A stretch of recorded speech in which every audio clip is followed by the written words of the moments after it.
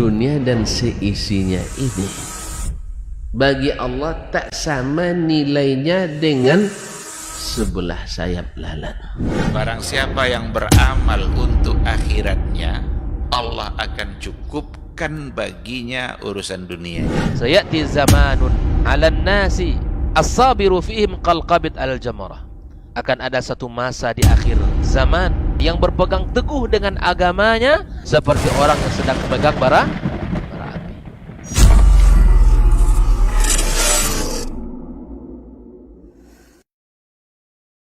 Baik. Bismillahirrahmanirrahim. Assalamualaikum warahmatullahi wabarakatuh. Alhamdulillahirabbil alamin. Wassalatu wassalamu ala asyrafil anbiya'i wal mursalin wa ala alihi wa ashabihi ajmain, amma ba'd.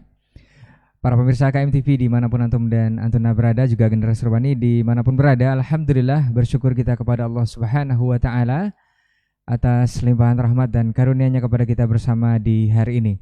Kita bersalawat juga dan salam kepada Rasulullah sallallahu alaihi wasallam selaku uswah hasanah kita dalam kehidupan. Senantiasa kita bermohon salawat dan salam kita tersambung hendaknya kepada seluruh keluarga, kepada para sahabat-sahabatnya radhiyallahu anhum ajmain, dan juga kepada orang-orang yang berpegang teguh di atas sunnah-sunnahnya hingga hari kiamat kelak. Baik, para pemirsa KMTV dan juga generasi Robani dimanapun antum dan antuna berada, senang sekali kita kembali berjumpa di Diktat, Dialog Keilmuan Islam bersama Ustadz. Dan alhamdulillah ketiga guru kita, narasumber kita sudah berkesempatan hadir di studio. Di momen Agustus ini bertepatan dengan kemerdekaan Republik Indonesia yang ke-80, kita mengambil sebuah tema yaitu Merdeka Bermula Dari Sini. Ini seperti apa dan bagaimana nanti? Seperti biasa kita akan dengarkan masing-masing dari guru kita penjelasannya terkait tema, dan di sesi akhir jika waktu memungkinkan antum bisa bersoal jawab dengan melayangkan pertanyaan di 082174909911. Baik, untuk tidak memperpanjang mukaddimah, kita sapa dulu guru kita yang sudah hadir di studio untuk hari ini. Ada guru kita Ustaz Dr. Dasman Yahya Ma'ali LCMA Hafizahullah Ta'ala. Assalamualaikum Ustaz. Kabar baik Ustaz ya? Alhamdulillah. Wakher, kemudian ada guru kita juga Ustaz Dr. Hidayatullah Ismail LCMA Hafizahullah Ta'ala. Assalamualaikum Ustaz. Sehat Ustaz? Alhamdulillah. Kemudian ada guru kita Ustaz Dr. Helmi Basri LCMA Hafizahullah Ta'ala. Assalamualaikum Ustaz. Sehat Ustaz ya? Alhamdulillah. Baik, generasi Robani dan pemirsa KMTV, untuk tidak memperpanjang mukaddimah, kita akan langsung saja mendengarkan materi kita untuk hari ini, Merdeka Bermula Dari Sini. Untuk kesediaan yang pertama kita minta dari guru kita Ustaz Dr. Dasman Yahya Ma'ali LCMA Hafizahullah Ta'ala. Falyatafadhal mashkur Ustaz. Nah.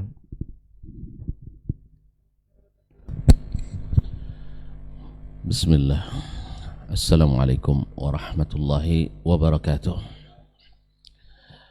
Innal hamdalillah nahmaduhu wa nasta'inuhu wa nastahdihi wa nastaghfiruhu wa natubu ilayh wa na'udzu billahi min shururi anfusina wa sayyiati a'malina may yahdihillahu fala mudilla lahu wa may yudlil fala hadiya lahu. Ashhadu an la ilaha illallah wahdahu la syarika lah wa ashhadu anna Muhammadan abduhu wa rasuluh la nabiyya wa la rasula ba'dah. Ya ayyuhalladzina amanu taqullaha haqqa tuqatih wa la tamutunna illa wa antum muslimun.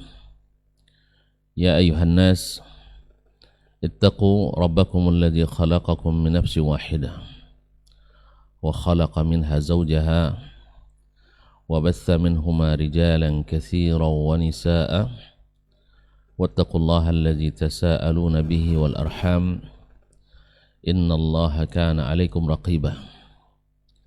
Ya ayyuhalladzina amanu taqullaha wa qulu qawlan sadida yuslih lakum a'malakum wa yaghfir lakum dhunubakum wa man yuti'illaha wa rasulahu faqad faza fawzan 'azima. Amma ba'd, fa inna asdaqal hadithi kitabullah wa khairal hadi hadi Muhammadin sallallahu alaihi wasallam wa syarrul umuri muhdatsatuha wa kullu muhdatsatin bid'ah wa kullu bid'atin dhalalah وكل ضلالة في النار. Para alim ulama, pada ini mama, tokoh adat, tokoh masyarakat, para pendengar, para pemirsa, para hadirin wal hadirat, mustami'in wal mustami'at, wal musyahidin wal musyahidat, yang beserta dipanggil gelar, yang tak bergelar tak sebut nama, semua hamba-hamba Allah yang mudah-mudahan senantiasa berbahagia. Wabil khusus para tuan guru kita yang hadir di studio bersama pada pagi yang cerah ini, dengan para ikhwah yang bertugas di KMTP maupun Rabbani FM 91,1 FM, Fadilatul Dr. Hidayatullah Ismail LCMA dan Fadilatul Dr. Helmi Basri LCMA rahafizahumullah, dan saudaraku, sahabatku yang senantiasa setia di acara diktat ini, Ustaz Rinaldi Amran hafizahullah, dan ikhwah yang di KMTP, Ustaz Abu Adlan dan Pak Cibayali serta yang lain-lain, hafizakumullah jami'an. Alhamdulillah kita kembali bisa bertemu, saling berbagi. Mudah-mudahan apa yang kita ucapkan sesuatu yang Allah ridai, dan mudah-mudahan bisa kita pahami dan kita yakini serta kita ikuti. Rabbi syrah li sadri wa yassir li amri wahlul 'uqdatam min lisani yafqahu qawli. Para pemirsa, para pendengar yang dirahmati Allah SWT, alhamdulillah setiap tahun di bulan Agustus ini kita memperingati sebuah karunia dan anugerah yang besar sebagai rahmat dari Allah yang Maha Kuasa, seperti yang tertera dalam Piagam Jakarta, dengan rahmat Allah yang Maha Esa sampailah bangsa Indonesia kepada pintu kemerdekaan dan kebebasannya. Mudah-mudahan Allah SWT jadikan bangsa ini benar-benar pandai mensyukuri, supaya diberikan rahmat, diberikan keberkahan, diberikan kesatuan dan persatuan yang tak tergoyahkan.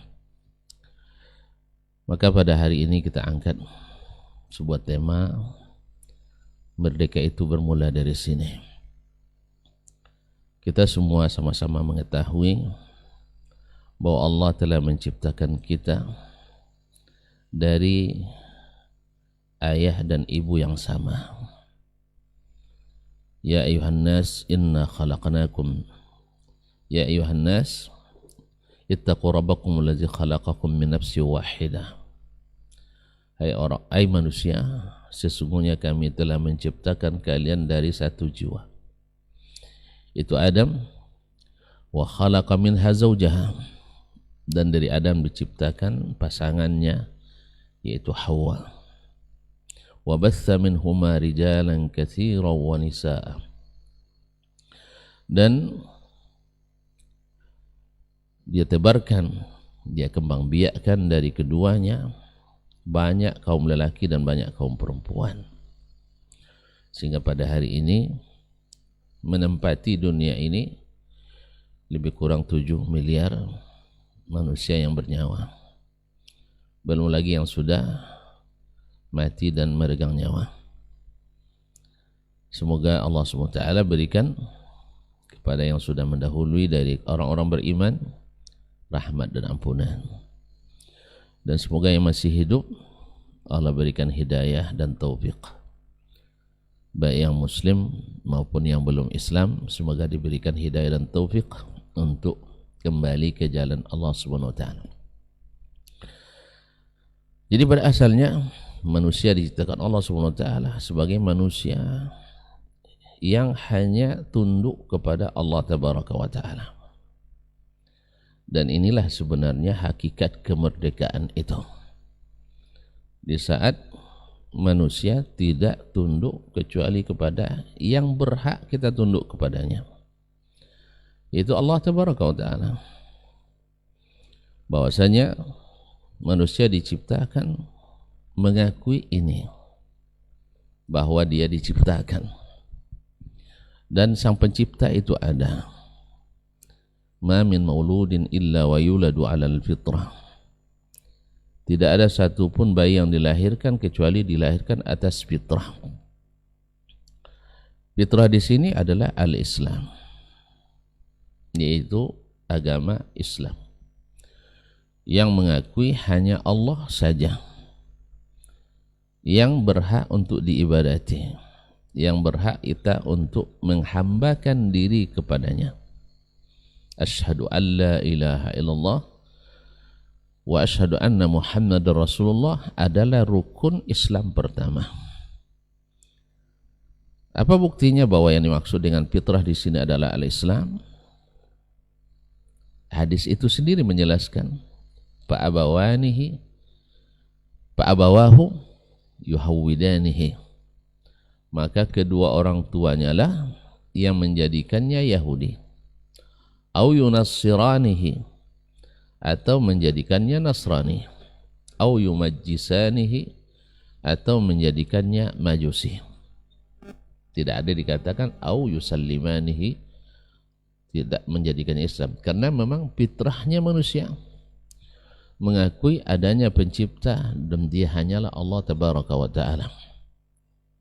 Dan itu dulu yang berlanjut sampai diutusnya Rasul pertama Nabi Nuh alaihissalam. Karena nasu alat tauhid, manusia berada di atas tauhid, yaitu merdeka, tidak ada dijajah oleh lain-lain yang sebenarnya tak berhak untuk diberikan ketundukan kepadanya, tapi mereka akhirnya tunduk juga karena syaitan yang menyesatkan. Walakin asyaitana atau syayatina ijtalathum, syaitan yang memutar-mutar mereka, yang menipu mereka. Akhirnya mereka dari merdeka menjadi terjajah. Dari hanya tunduk kepada Allah, akhirnya tunduk ke berbagai kepentingan. Daraballahu mathalan rajulan fihi syuraka mutasyakisun wa rajulan salaman li rajul hal yastawiyani mathala qul alhamdulillah walakin aktsarahum la ya'lamun. Allah memberi permisalan seseorang yang dikuasai oleh beberapa orang yang saling berbantah, menarik kepentingan, dengan seseorang yang hanya dimiliki oleh satu tuan. Apakah keduanya sama? Pasti tidak.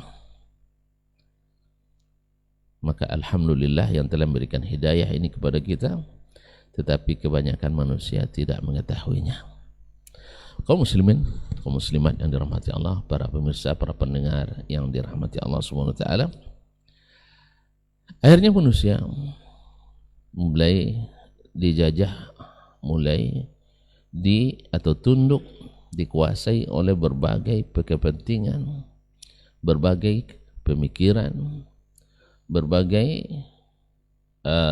keadaan dan hal yang membuat mereka tidak lagi merdeka seperti pada asalnya mereka dicipta oleh Allah yang Maha Mencipta.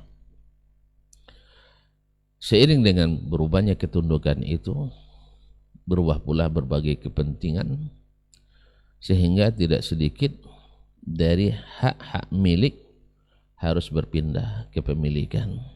Tidak sedikit bangsa-bangsa menguasai bangsa-bangsa yang lain dengan kezaliman, dengan merampas, dengan mengambil paksa apa yang dimiliki oleh orang lain. Akhirnya mereka dengan segala kepentingan itu, berbeda keyakinan, berbeda kepentingan, akhirnya saling berperang di antara mereka.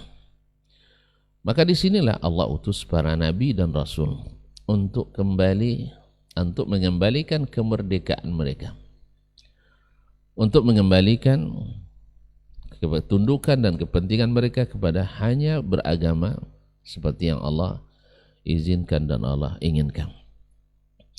Maka beriman mereka yang beriman dan kufur mereka yang kufur. Itulah sebagai perjuangan orang-orang pembawa kebenaran yang dikepalai atau dipimpin oleh para nabi dan rasul. Mereka setiap saat, setiap masa harus berjuang, berjihad untuk merebut kembali kemerdekaan yang telah hilang dari umat manusia. Mengembalikan mereka dari syirik yang menjajah kepada tauhid. Dari aturan-aturan yang penuh dengan kezaliman kepada keadilan Islam. Karena tidak sedikit manusia dijajah secara fisik, secara psikis, dan secara pemikiran. Misalnya walaupun secara fisik dianggap sudah merdeka, tapi secara pemikiran masih terjajah. Walaupun secara ekonomi mungkin secara zahir berkembang, tetapi secara akidah mereka masih terjajah. Dan ini semua akan menyebabkan ketidakteraturan dan ketidakseimbangan dan tidak terciptanya keadilan dan kemakmuran di atas permukaan bumi. Maka turun Nabi kita alaihi salatu wassalam, diturunkannya kepada wahyu Al-Quran dan wahyu As-Sunnah. Dari kekacauan yang terjadi di masa jahiliyah, beliau berhasil mengembalikan itu semua, memerdekakan mereka dari keterikatan kepada berhala-berhala, orang-orang soleh, atau barang-barang sakti, atau tempat-tempat angker, batu-batu, pohon-pohon, roh, arwah-arwah, hantu-hantu, dan sebagainya. Nabi kembalikan mereka supaya mereka bebas sebebas-bebasnya. Kalau dulu orang jahiliyah datang ke suatu tempat, ke rimba, harus pula bawa korban untuk penunggu rimba. Naik ke laut, sampai ke laut, harus pula bawa korban untuk penunggu laut, hantu-hantu laut, dan seterusnya. Dan lain hantu, lain pula permintaannya, lain setan, lain pula ininya, korbannya. Akhirnya mereka tidak pernah merasa nyaman, tidak pernah merasa nyaman. Dasarnya hanya ketakutan atau pemikiran dan perasaan serta pengalaman. Tidak ada dasar ilmu. Datang Nabi SAW membebaskan mereka. Dulu mereka dengan sedikit saja sebab bisa menjadi musibah besar, peperangan. Peperangan hanya karena satu sebab kecil, hanya karena kalah pacuan kuda atau kalah berjudi, adu ayam. Kalau kita adu ayam, ya. Kalau mereka mungkin adu adu macam-macam. Atau subhanallah, dihina dan dicela. Subhanallah. Lalu Nabi kembalikan ini kepada bahwa tidak boleh ada ghirah kecuali lillahi tabaraka wa ta'ala, kecuali atas aturan Allah subhanahu wa ta'ala. Inilah sesungguhnya kemerdekaan itu, ikhwan, di mana seseorang tidak memikirkan ketakutan, cinta, dan loyal kecuali hanya pada Allah SWT. Dan alhamdulillah jadilah masyarakat di bawah didikan Nabi SAW sebagai masyarakat terbaik sepanjang sejarah. Tak ada terpecah mereka, tidak ada saling hasud dan hasad di antara mereka. Bahkan mereka mencintai seperti mencintai diri sendiri, mendahulukan saudara walaupun dalam kekurangan. Kalau kita dalam kelebihan pun masih nak makan saudara juga, dalam keadaan berlebih, ya. Kalau dihitung-hitung asetnya, tabungannya, sambil duduk angkat kaki, tidur makan saja dia, tidak habis. Tapi subhanallah, jangan coba-coba ambil sedikit pun dari apa yang dia miliki.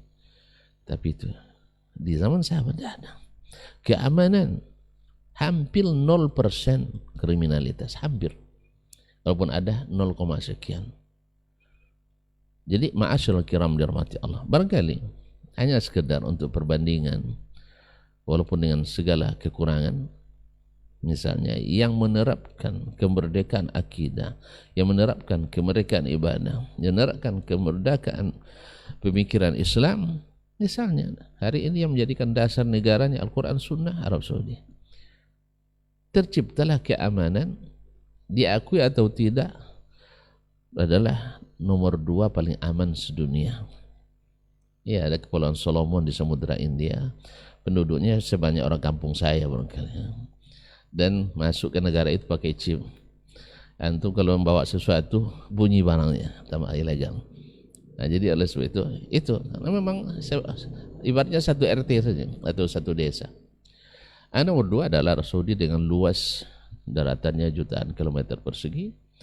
Itu sebagai tanda bahwa kriminalitas sangat rendah. Sebuah perbandingan dalam suatu studi oleh Kriminologi Dunia tahun 80-an memang. Itu 1 menit di kota Chicago, Amerika Serikat, angka kejahatan kriminalitasnya sama dengan 13 tahun di Arab Saudi. Kemudian kemakmuran, rezeki yang penuh berkah. Kerja mungkin agak malas-malas, etos kerjanya bukroh, banyak bukrohnya. Tapi subhanallah gajinya besar. Awak Masya Allah rajin luar biasa, pergi sebelum subuh, pulang hampir tahajud, tapi terima gaji tidak pernah cukup. Maka wallahu alam kaum muslimin dan muslimat yang dirahmati Allah SWT, ada beberapa hal yang hilang dari kita barangkali, yaitu kemerdekaan berakidah, kemerdekaan beribadah. Di zaman Nabi mengajarkan kita beribadah bebas hanya kepada Allah. Dan mengikut Nabi SAW, tidak ada keterikatan dengan siapapun kecuali Allah dan Rasul SAW. Terikat dengan Allah supaya kita ikhlas, terikat dengan Rasulullah supaya amal kita jelas. Karena kalau terikat yang lain berarti kita tidak bebas, tidak merdeka. Demikian akhlak dan adab, semuanya bermuara kepada kebebasan yang sesungguhnya, merdeka yang sesungguhnya, sehingga tidak ada orang harus merangkak menghadap syekh. Tidak ada orang setiap harus bertemu kiai harus salam tempel. Enggak ada. Enggak ada yang saya tidak kualat kalau tidak cium tangan syekh. Tapi semuanya bebas kita. Bebas dan berakhlak seperti yang diajarkan oleh Nabi SAW. Dan ini pula lah yang dulu yang menjadi pendorong gerakan perlawanan terhadap penjajah di negeri ini. Lihat. Dan hati kita ini disiram dengan darah para syuhada yang mengandangkan jihad fi sabilillah. Cuman aneh bin ajaib, banyak penerus bangsa ini curiga pula dengan kalimat jihad. Dan lebih aneh lagi orang-orang yang menyandang gelar-gelar keagamaan anti dengan kalimat jihad. Padahal jihad itu tidak semata-mata angkat senjata. Jihad itu tidak semata-mata dengan memakai tombak dan pedang. Jihad itu adalah menegakkan kalimat Allah supaya lebih tinggi. Dan jangan takut, mungkin tuan-tuan karena tidak tahu bahwa jihad itu adalah al-fath, adalah pembukaan, bukan istikmar seperti yang dilakukan oleh orang-orang barat terhadap negeri Islam. Islam melakukan futuhat. Futuh artinya membuka yang awalnya tertutup, yaitu membawa kemenangan yang awalnya mereka dijajah oleh bangsanya sendiri. Makanya ketika datang Nabi SAW ke negeri kaum musyrikin, waktu itu Makkah adalah negeri kaum musyrikin. Nabi petuahkan, Nabi perintahkan tak ada boleh darah yang tetes. Jangankan akan banjir darah, tak ada boleh ada darah yang menetes. Maka Nabi umumkan, siapa yang masuk ke rumahnya aman. Siapa yang masuk Masjidil Haram aman. Siapa yang masuk rumah Abu Sufyan aman. Masya Allah. Akhirnya jadilah setelah perang, setelah Nabi menguasai, Nabi SAW mengumumkan, "Madza taruna anni fa'ilun bikum?" Menurut kalian apa yang akan saya lakukan? Woi, baru sekarang mereka ngaku, akhun karim, ibnu akhin karim, kau saudara kami yang mulia, engkau adalah anak saudara kami yang mulia. Kemarin kemana? Pengacau keamanan, teroris, radikal, dan sebagainya, pemecah belah umat. Sebenarnya memecah belah itu ada mereka, tapi Nabi SAW datang menyatukan, datang menautkan, datang mengikat, menyatukan kembali dengan hak kemerdekaan yang hakiki, yaitu tidak ada tunduk kecuali kepada Allah, baik secara akidah maupun secara ibadah maupun secara muamalah. Inilah sebenarnya, dari sinilah bermula kemerdekaan itu. Bila ada ruh ini, maka kita akan pantang dijajah. Bila ada ruh ini, maka kita pantang direndahkan dan diremehkan. Bila ada ruh ini, kita pandang untuk terikat dengan mutlak kecuali kepada Allah Subhanahu wa taala. Dan alhamdulillah Allah sudah mengikat kita dengan ikatan yang kuat bahwa kita mesti taat kepada siapapun yang diamanahkan untuk memimpin kita. Jadi tidak ada kekhawatiran ketika Islam mengajarkan taat mutlak hanya kepada Allah dan Rasul. Artinya apa? Jangan khawatir para pemimpin kita bahwa berarti tidak boleh taat pada pemimpin. Justru Islam menjadikan taat kepada pemimpin adalah bagian tak terpisahkan dari akidah ini. Maka dalam kitab-kitab as-salaf selalu ada pembahasan tentang ta'atu wali al-amri.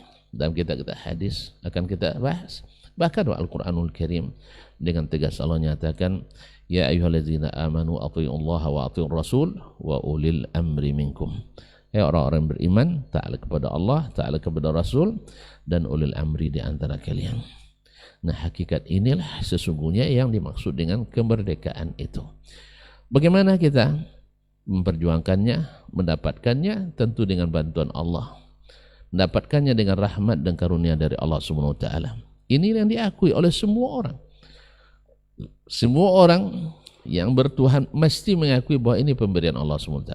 Maka disebutkan di dalam piagam Jakarta, di dalam proklamasi kemerdekaan kita, bahwa ini adalah rahmat Allah yang maha kuasa. Bagaimana untuk mengisi dan merawatnya? Bagaimana mempertahankannya? Apakah dengan kemaksiatan dan dosa atau dengan ketaatan dan mencari pahala? InsyaAllah masyayikh kita akan menjelaskan lebih mendalam, baik di awal-awal kemerdekaan ketika kita mendapatkan, dan apalagi di zaman sekarang yang banyak orang menyeberang. Nasallallahu alaihi wasallam. Akhirnya saya tutup. Ini yang dapat saya sampaikan, mudah-mudahan bermanfaat. Wassalamualaikum warahmatullahi wabarakatuh. Waalaikumsalam warahmatullahi wabarakatuh. Taib, barakallahu fiik. Jazakallahu khairan untuk pendahuluannya dari Merdeka Bermula dari sini. Dan kita akan dengarkan selanjutnya dari guru kita Ustaz Dr. Hidayatullah Ismail LCMA Hafizahullah Ta'ala. Falatawadzal masykur Ustaz. Bismillahirrahmanirrahim. Assalamualaikum warahmatullahi wabarakatuh. Alhamdulillahirabbil alamin, wassalatu wassalamu ala asyrafil mursalin nabiyyina wa habibina Muhammadin wa ala alihi wa sahbihi ajma'in. Qala ta'ala ya ayyuhalladzina amanu ittaqullaha haqqa tuqatih wa la tamutunna illa wa antum muslimun. Allahumma allimna ma yanfa'una wanfa'na bima 'allamtana wa zidna ilma. Para masyayikh, guru-guru kita yang kita muliakan, Guru Dr. Dasman Yahya Ma'ali LCMA dan Guru Dr. Hilmi Basri LCMA dan seluruh ikhwah yang hadir di studio, dan kepada seluruh pemirsa, pendengar, para penuntut ilmu, saudara-saudari kaum muslimin dan muslimat yang mengikuti kegiatan kita pada pagi ini. Bersyukur kita kepada Allah Subhanahu wa ta'ala. Allah kembali bukakan pintu-pintu kebaikan kepada kita, di mana pagi ini kita berbincang tentang ilmu yang semoga menyegarkan hati dan meningkatkan keimanan kita. Karena sesungguhnya nutrisi iman itu sangat penting dalam diri kita, dan bekal ilmu itu sangat utama dalam perjalanan kita, karena ilmu jauh lebih kita butuhkan dari sekedar makan dan minum. Semoga kegiatan ini, acara ini, baik yang hadir di studio maupun yang mengikutinya, Allah berikan keikhlasan. Semoga kita mendapatkan kebaikan dan balasan yang setinggi-tinggi di sisinya. Salawat dan salam semoga senantiasa kita ucapkan untuk junjungan kita, kekasih kita Muhammad sallallahu alaihi wasallam. Semoga kita diberi taufik oleh Allah untuk bisa meniru dan mencontohnya serta meneladaninya dalam seluruh aspek kehidupan kita, termasuk di dalam pembahasan dan tema kita pagi ini, bagaimana cara kita mensyukuri nikmat kemerdekaan ini, dan semoga kita bisa dikumpulkan bersamanya nanti di hari kiamat kelak. Kaum muslimin dan muslimat, saudara-saudari dimanapun berada, ya, bicara tentang kemerdekaan adalah bicara tentang nikmat besar, karena sesungguhnya kemerdekaan itu adalah karunia yang luar biasa yang Allah berikan kepada kita, terkhususnya bangsa yang kita cintai ini, bangsa Indonesia yang kita cintai ini. Dengan segala perjuangan para pendahulu kita, meneteskan air mata dan menumpahkan darah mereka berjuang dengan segala kemampuan dan segenap kekuatan mereka di masa itu, sehingga anak cucunya, generasi penerusnya menikmati apa yang kita rasakan hari ini.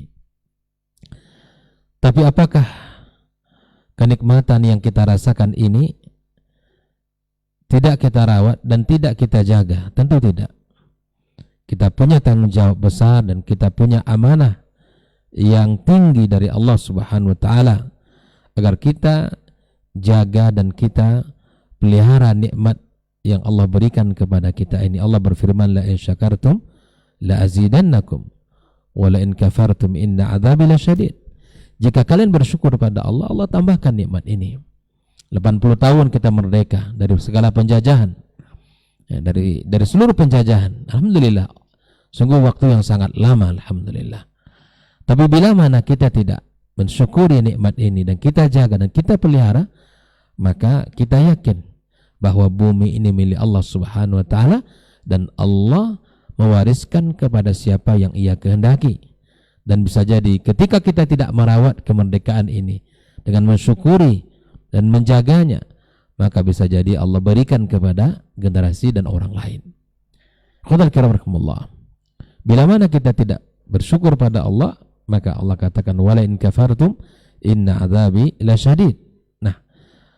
Ikhwatal kiram rahimakumullah, pada kesempatan kali ini saya ingin mencoba untuk mengawali dengan sama-sama melihat kembali firman Allah Subhanahu wa taala dalam surah An-Nahl ayat 112. Allah menyebutkan tentang satu negeri yang dahulunya aman.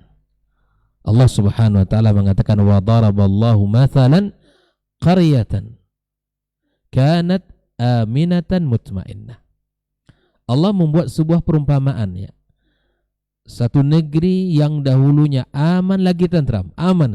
Alhamdulillah negeri kita aman, tidak dalam tekanan dan tidak dalam ancaman, ya. Kita aman dan tentram pula. Alhamdulillah kita bisa melaksanakan segala aktivitas kita dengan baik, pergi pagi, pulang sore, aktivitas apa saja, baik kita bekerja mencari rezeki atau mungkin mereka beraktivitas baik itu di perkantoran ataupun di pasar, mereka jual beli atau mereka turun ke sawah, ya, ke kebun-kebun mereka. Alhamdulillah aman dan tentram. Negeri yang aman, negeri yang Allah berikan kepada mereka kenikmatan yang luar biasa. Kanat aminatan mutmainnah, ya, aman dan lagi tentram, negeri yang luar biasa. Allah ceritakan. Bahkan Allah Subhanahu wa taala sebutkan ya'tiha rizquha min kulli ragadan min kulli makan. Bahkan rezekinya melimpah ruah dari mana saja. Masya Allah, Indonesia juga negeri yang luar biasa, luasnya, baik atasnya, ya, udaranya, daratan dan lautannya, semuanya kaya. Semuanya kaya. Ya.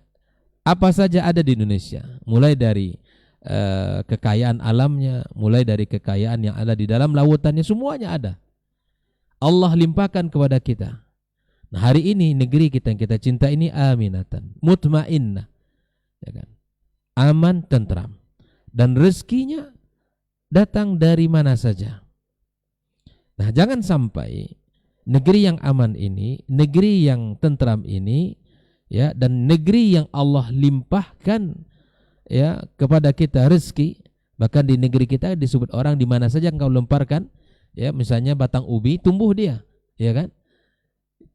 Tumbuh dia, suburnya bukan main ya.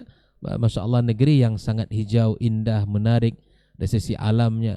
Semua kita merasakan keindahan itu. Bahkan orang-orang datang ke negeri yang kita cintai ini untuk merasakan keindahan alam Indonesia, ya, mendatangi beberapa lokasi yang sangat luar biasa.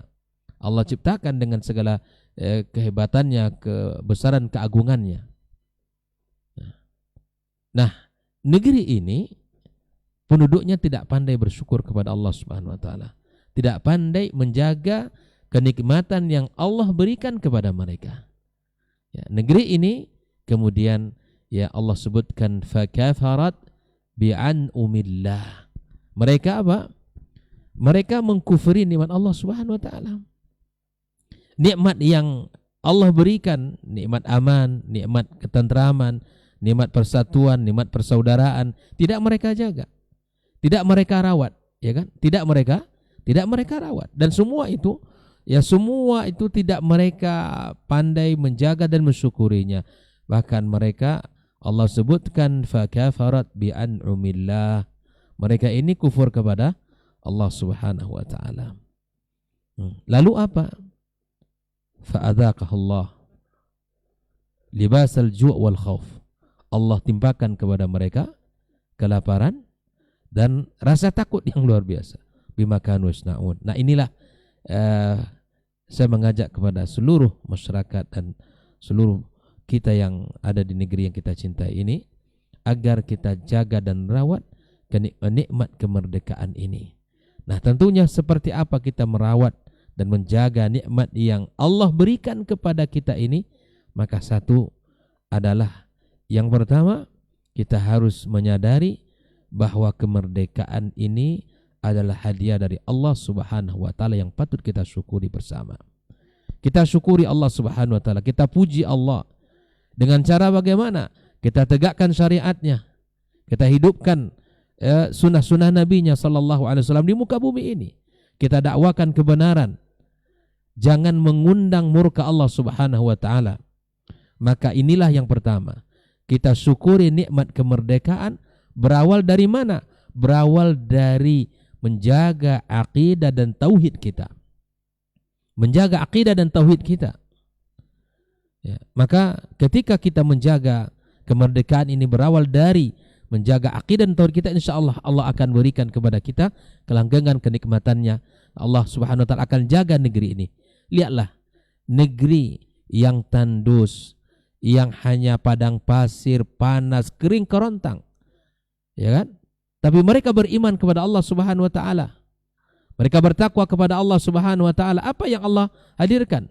Allah telah janji dalam firman-Nya, andaikan satu penduduk negeri beriman dan bertakwa kepada Allah Subhanahu wa taala, maka akan Allah bukakan barakat, keberkahan yang banyak.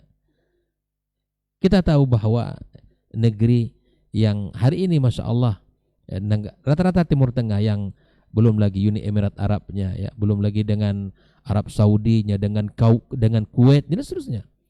Allah hadirkan terus nikmat demi nikmat.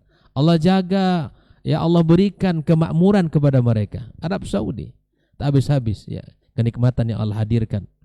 Ya, dan banyak lagi penemuan-penemuan baru yang ternyata itu sebagai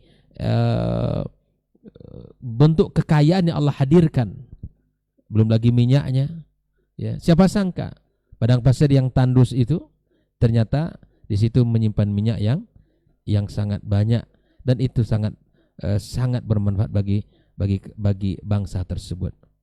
Ya, saya sempat diceritakan sama kawan, ya, bahwa di awal-awal 70-an ternyata orang-orang Indonesia yang tinggal di sana itu ditawari untuk menjadi penduduk sana. Tapi mereka nggak mau. Kata mereka apa?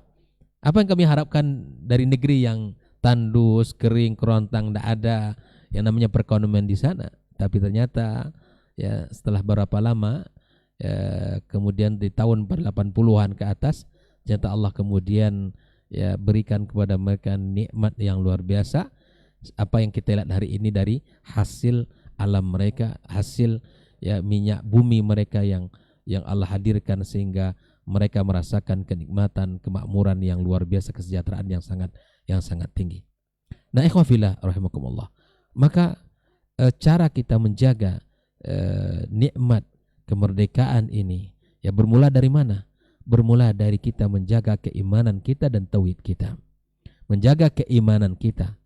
Ya, lihatlah Bilal ibn Rabah radhiyallahu taala anhu adalah manusia yang merdeka dari penghambaan manusia, penghambaan berhala. Berawal dari mana? Keimanan kepada Allah Subhanahu wa taala. Allah merdekakan.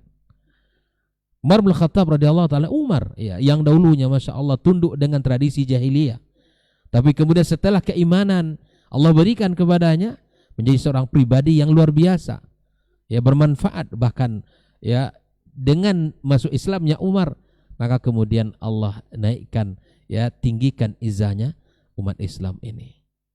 Nah, inilah kalau kita ingin menjaga nikmat kesyukuran, nikmat kemerdekaan ini bermula dari mempertahankan akidah kita, mengokohkan keimanan kita ya, dan kemudian menjaga sunnah-sunnah Nabi kita alaihi salatu wassalam.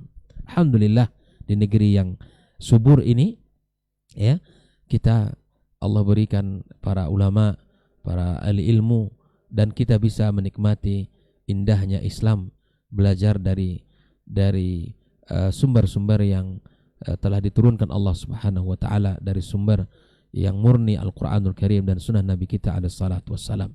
Maka ini harus yang pertama yang kita lakukan ya, bahwa menjaga kesyukuran dengan mempertahankan tauhid dan akidah kita, dengan menjaga kemurniannya.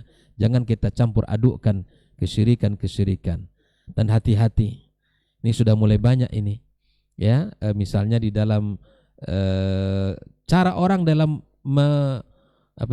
menunjukkan cara mensyukuri kemerdekaan ini. Jangan sampai kita menggadaikan akidah dan tauhid kita ya.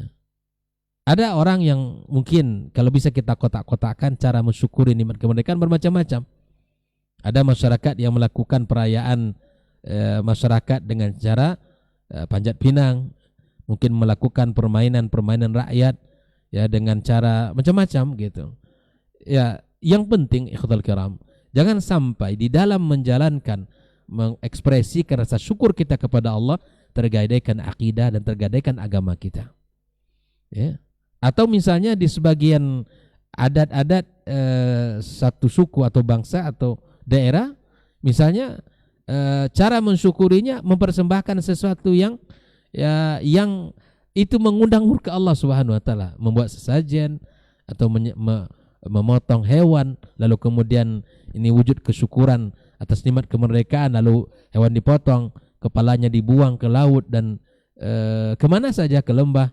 Seperti yang dikatakan guru kita tadi, beda setan beda permintaan. Kalau setannya suhu, ya suhu pula menjadi maharnya kan ya. Jadi jangan sampai ini kita gadaikan dengan tujuan cara kita dengan cara kita menjaga mengekspresikan nikmat kemerdekaan ini. Maka cara yang paling tepat adalah dengan menjaga akidah kita, memagarnya. Jangan sampai dicampur adukkan agama yang mulia ini dengan kesyirikan. Jangan sampai seperti yang dikatakan Allah tadi, fakafarat bi an'umillah. Jangan sampai seperti yang mereka lakukan itu. Kufur dengan nikmat-nikmat Allah Subhanahu wa taala. Bertahun-tahun Allah berikan nikmat kemerdekaan, aman, tentram, sejahtera. Tapi kita lupa bahwa Allah Subhanahu wa taala yang memberikan itu semua, sehingga adat istiadat pun dilakukan ya, adat-adat yang menyimpang atau adat-adat yang melanggar syariat pun dilakukan atas nama biasanya apa Ustaz Elmi? Banyak kali bahasa-bahasanya ya, menjaga tradisi, budaya, macam-macam.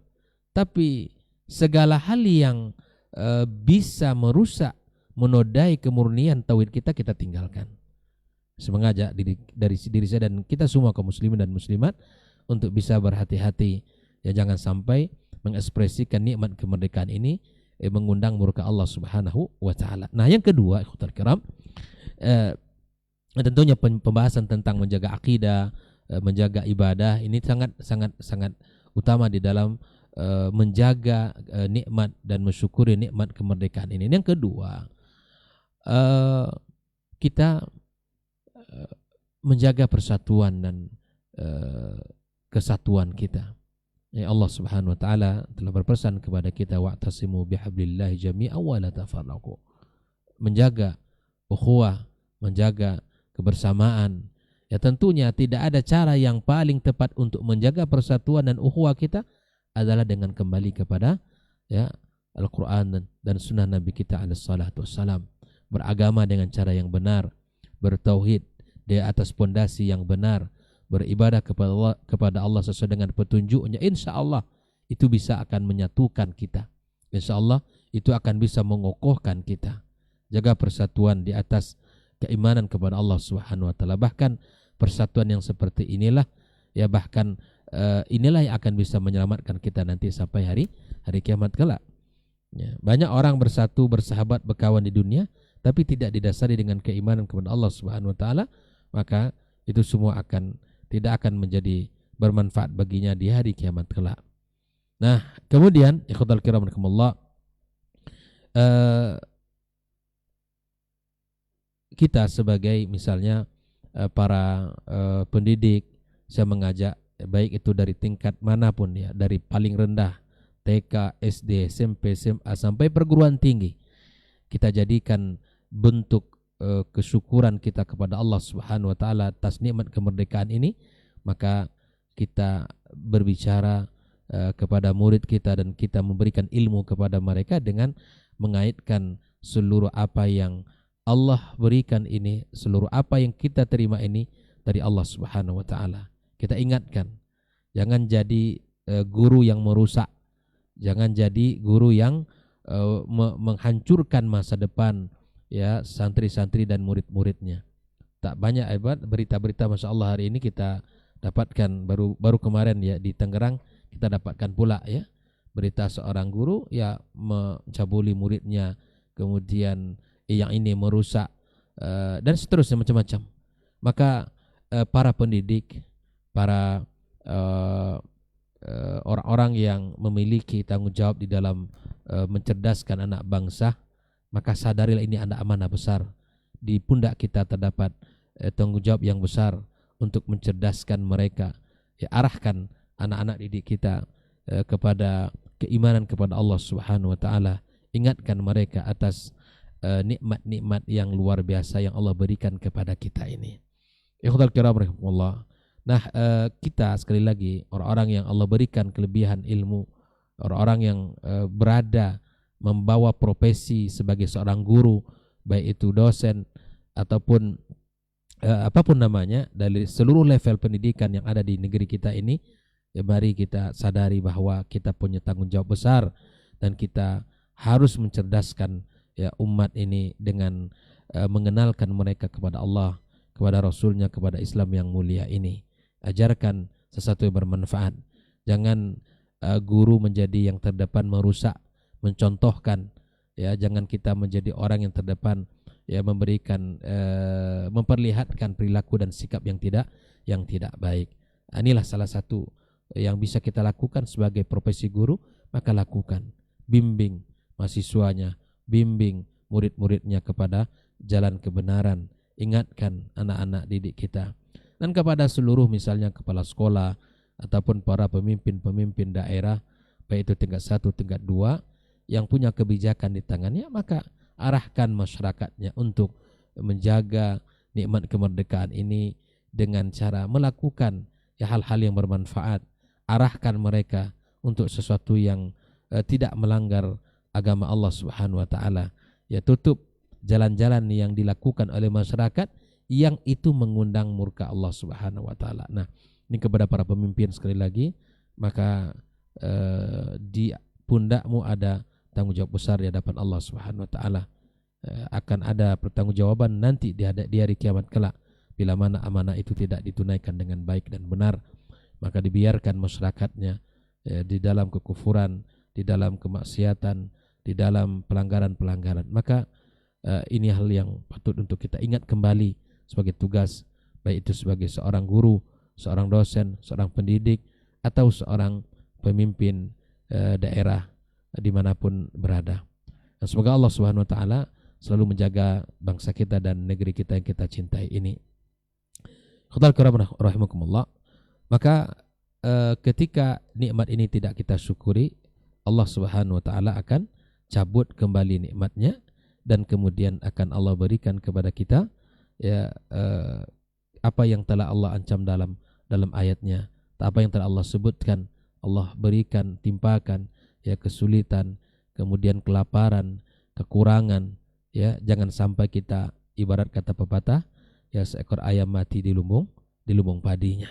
Di tempat yang subur, di negeri yang aman tentram ini banyak kelaparan, banyak kemiskinan, banyak yang tidak terurus.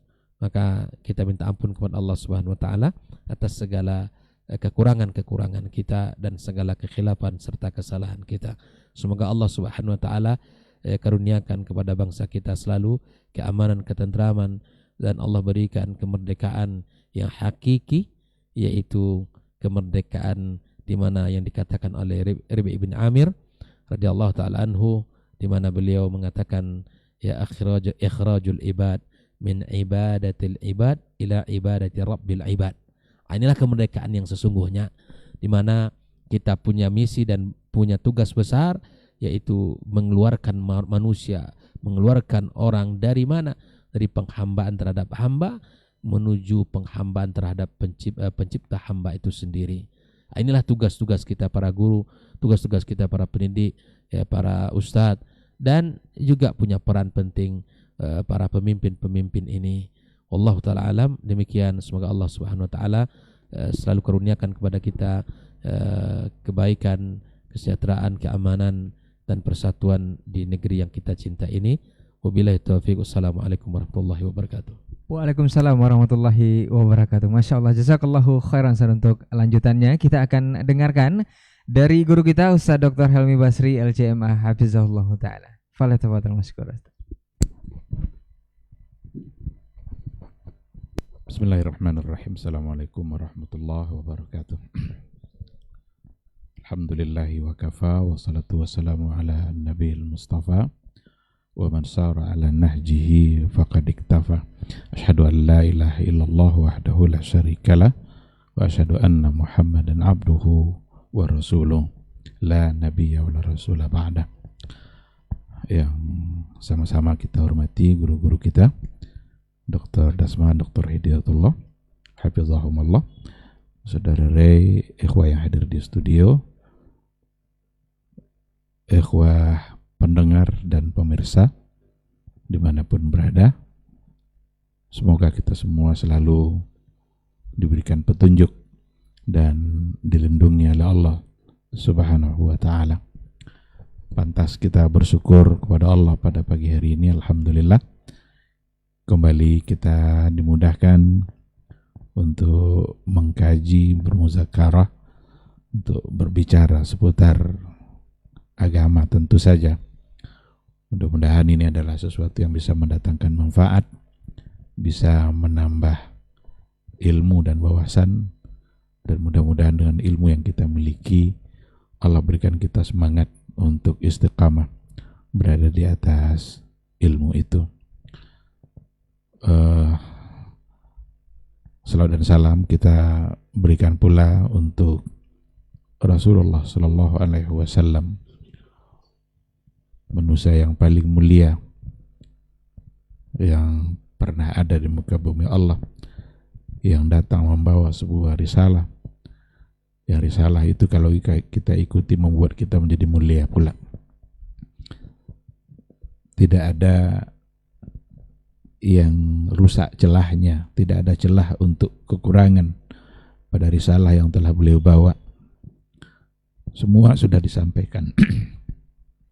Persoalan akidah, persoalan ibadah, persoalan muamalah, bahkan termasuk persoalan bagaimana kita mengisi kemerdekaan.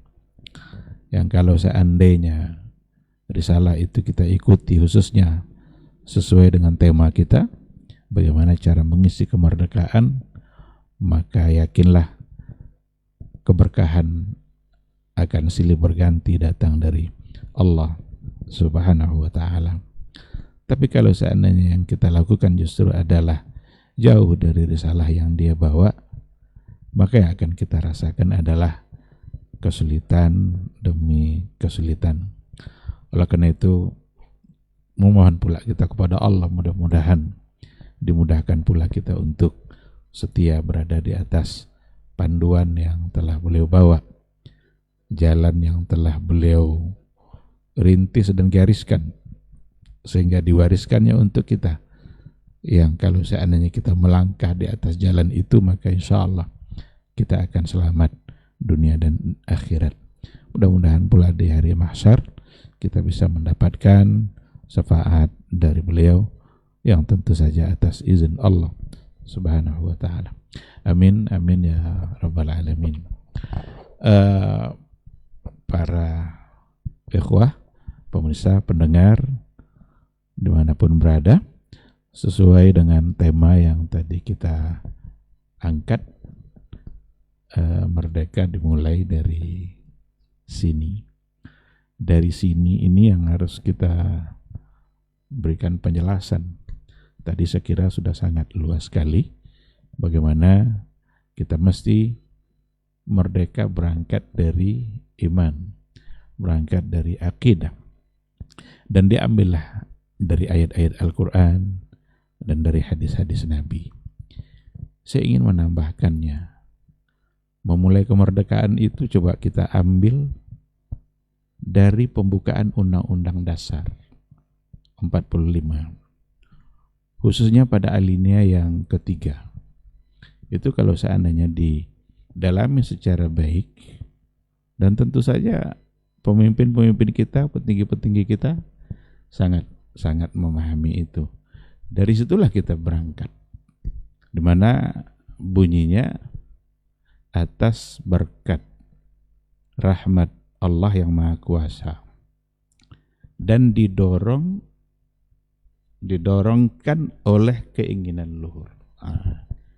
Atas berkat rahmat Allah yang Maha Kuasa dan didorongkan oleh keinginan luhur supaya berkehidupan kebangsaan yang bebas, maka rakyat Indonesia menyatakan dengan ini kemerdekaannya. Dengan ini yang judul kita tadi. Merdeka dimulai dari sini. Di situ maka dengan ini menyatakan kemerdekaan. Ini ada pada alinea ketiga. Ada 2 poin pada alinea. Yang pertama, atas berkat rahmat Allah yang Maha Kuasa, maka mesti diakui bahwa kemerdekaan ini adalah merupakan berkah yang diberikan oleh Allah Subhanahu wa ta'ala.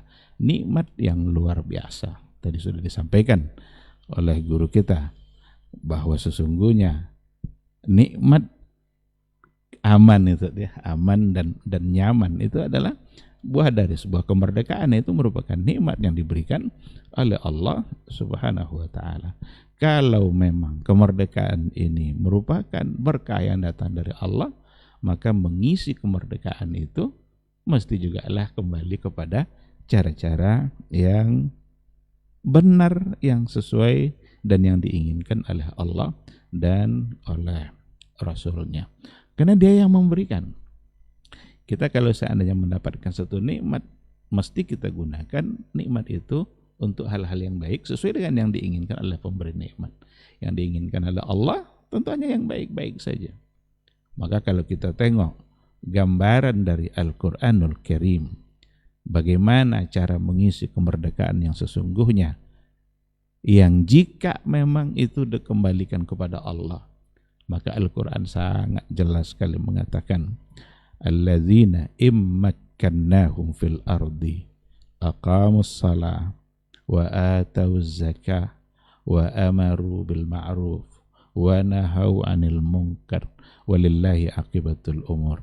Orang-orang yang jika kami berikan mereka, apa artinya makanan, kekuasaan, berarti kemerdekaan. Orang-orang yang telah kami berikan mereka kemerdekaan, maka apa yang harus mereka lakukan? Aqamus salah wa atauz zakah, wa amaru bil ma'ruf, wa nahu 'anil munkar. Ini 4 kunci kebaikan dalam kehidupan. Pertama, aqamus shalah, mereka mendirikan salat. Salat itu simbol untuk vertikal hubungan kita dengan Allah. Wa atauz zakah, mereka menunaikan zakat. Ini wakil dari ibadah yang merupakan horizontal, sesama manusia. Jadi jaga hubungan baik kita dengan Allah, jaga hubungan baik dengan sesama manusia. Wa amaru bil ma'ruf wa nahu 'anil munkar. Mereka memerintahkan kepada yang ma'ruf dan melarang dari perbuatan yang mungkar. Ini semua adalah bagian dari kunci-kunci kebaikan dalam hidup bermasyarakat. Maka Rasulullah Shallallahu Alaihi Wasallam ketika Fathu Makkah, ditaklukkan kota Makkah, apa yang dia lakukan? Yang inilah yang dia lakukan.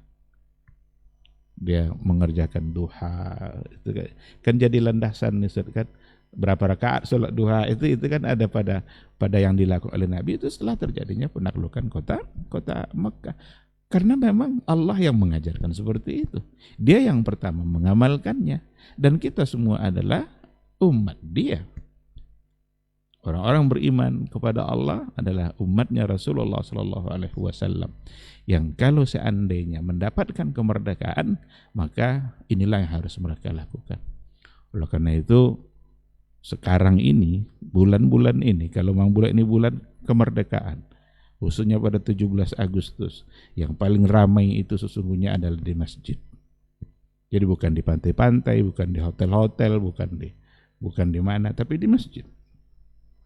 Subuh 17 itulah yang harus paling ramai masjidnya nanti, karena memang itu adalah hari di mana kita merdeka, dan bukan hanya untuk hari itu saja, karena kita merdeka bukan hanya hari itu tapi kan kita sudah merdeka katanya 80 tahun, berarti ini yang ke-80, maka seharusnya 80 tahun ini adalah merupakan hari di mana masjid mesti dimakmurkan. Zakat jangan dianggap sepele. Konsep zakat inilah yang paling tepat untuk mengentaskan kemiskinan, untuk meningkatkan kesejahteraan rakyat, bukan hal-hal yang lain. Ini kadang soal zakat kadang diabaikan, malah yang lain yang diangkat-angkat terus, pajak dan lain sebagainya. Ini tanah kalau 2 tahun tidak 2 tahun tidak dikelola, katanya udah diambil oleh negara. Ini bukan cara menyelenggarakan ini. Kita boleh aja mengkritik. Lalu mau diserahkan pula kepada ormas. Ormas mana yang mau mengambil tanah? Kenapa bukan pemilik tanah itu aja yang dikasih modal kalau mau dikelola? Jadi jangan diambil tanah rakyat lalu diserahkan ke ormas. Enggak, pemiliknya kasih modal suruh tanam. Kan selama ini enggak dikelola kan karena enggak ada uang.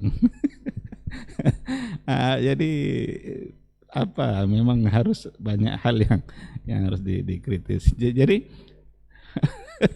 kembalikan kepada Al-Quran dan kepada hadis Nabi, karena memang dasar kita itu. Dan ketika disebutkan dalam pembukaan undang-undang, berarti itu kan pengakuan secara general itu, tanpa pandang agama malah. Karena memang yang merdeka Indonesia itu kebanyakan pahlawan-pahlawan kita adalah mereka-mereka yang muslim, mereka-mereka yang beragama Islam dengan semangat jihad itu. Tengok Bung Tomo di Surabaya, ungkapan Allahu Akbar itu yang membuat semangat jihadnya muncul. Lalu jangan sampai umat Islam justru menjadi orang dipinggirkan pula di negara yang dimerdekakan oleh mereka-mereka yang beragama Islam. Itu dianggap teroris, dianggap sadis, nanti macam-macam tuduhan. Itu hanya akan menjauhkan kita dari keberkahan yang diberikan oleh Allah Subhanahu wa taala. Maka merdeka itu sendiri adalah berkah dari Allah. Bagaimana cara mempertahankan kemerdekaan agar keberkahan itu bertahan lama? Ini kan merdeka itu berkah. Berarti mempertahankan keberkahan. isilah dengan cara-cara yang bisa mendatangkan keberkahan. Jangan sebaliknya. Ini kadang lomba menggendong istri. Mengisi 17 itu lomba gendong istri, salah angkat pula, rupanya bukan istri dia. Sekarang tutup mata pula sambil gendong. Lalu istri saya mau diangkatnya. Ada bapak-bapak lomba bola pakai daster. Kalau bolanya ini tidak apa-apa, kalau dasternya ini kan Rasul sendiri yang mengatakan laknat kan. Allah melaknat al-mutasabbihati minar rijal wal mutasabbihina minan nisa. Allah melaknat kaum laki-laki yang seperti perempuan, dan melaknat pula kaum perempuan yang berbuat seperti laki-laki. Berarti kalau ada bapak-bapak pakai daster, itu berarti sudah masuk kepada mutasabbihat. Mutasabbihina minar rijal. Nah, berarti kalau Rasul membahasakan laknat itu kan lawan dari keberkahan. Berarti itu akan mendatangkan laknat. Kalau mendatangkan laknat berarti menjauhkan kita dari keberkahan itu sendiri. Macam-macam kita tengok. Sesuatu yang sangat jauh dari etika, dari adab. Suami istri bawa balon letakkan di perut, nanti antar balon sampai ke sana. Gimana cara balon biar enggak turun? Enggak pecah. Ini apa yang akan didapatkan dari sini selain daripada hanya tertawa dan tertawa itu sendiri kerja setan yang mutakakih yang terbahak-bahak. Kita bukan tidak boleh tertawa, tapi bukan seperti yang dilakukan oleh setan. Nah, jika ini yang dipertahankan berarti kita melupakan yang alinea yang ketiga tadi. Padahal kita sudah mengaku semuanya bahwa ini semua atas berkat dari Allah subhanahu wa ta'ala, rahmat dari Allah yang maha kuasa. Poin yang kedua yang ada pada alinea tadi, dan didorongkan oleh keinginan luhur.